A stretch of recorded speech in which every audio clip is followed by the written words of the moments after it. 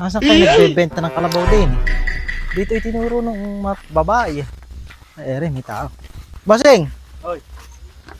Dito may nagbebenta ng kalabaw. Doon na tayo meron eh. Doon na tayo nagbebenta eh. Ay, ibig sabihin, tiga rito yung nagbebenta ng kalabaw. Tiga rito.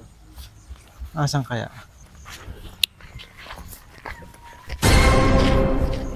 Oh! Hey! Magandang umaga, boss. Ay, maganda umaga naman. Ano ba atin? Nalibot ho ako. Tatanungin ko sana kung kayo yung nagbebenta ng kalabaw eh. Ay, dati binebenta ko yan eh. Ang problema eh, napakaraming buyer na tumingin eh. Hindi kami nagkasundo sa presyo eh. Ay, bakit? Kaya hindi ko na binebenta ngayon yan. Magkano nyo ba binebenta yan?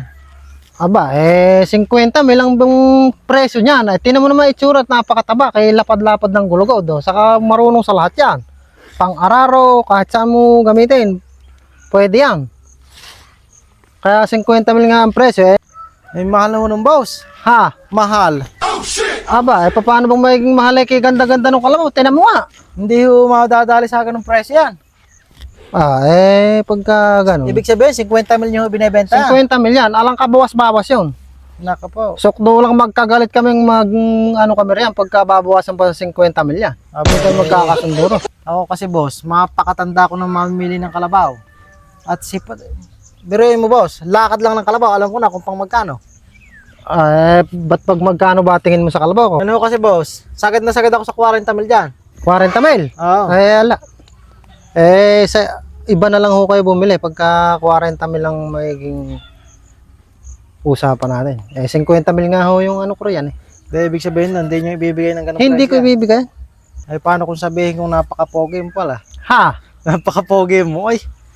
Live na Hindi. yan dati nga. Parang si Coco Martin ang biray ah. Coco Martin. Nako. Nakakawig mo si Coco Martin no? Aba kahit itanong mo sa magulang mo. Aba hindi, yung nanay ko talaga, lagi ako sinasabihan pogi. No? Kaya nga, pumapangalawa ko sila nagsasabi ng pogi ka.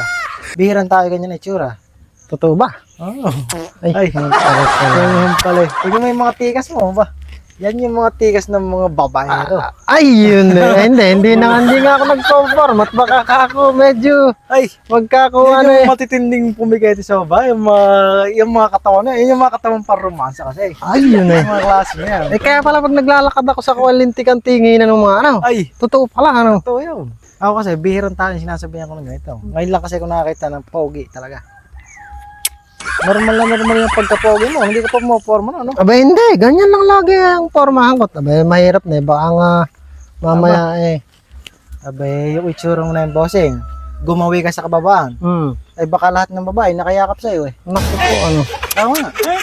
Aba, talagang magtitili yan pag nakita ka. Kahit hindi ka na pumarma, ganyan na lang itsura mo. Ay. Magkano yung ano mo sa kalabaw ko? Ang tawag dito, 40. Oh. Kung ibibigay niyo sa akin ng 40, meron akong benching ko rito, idadaan ko na ngayon.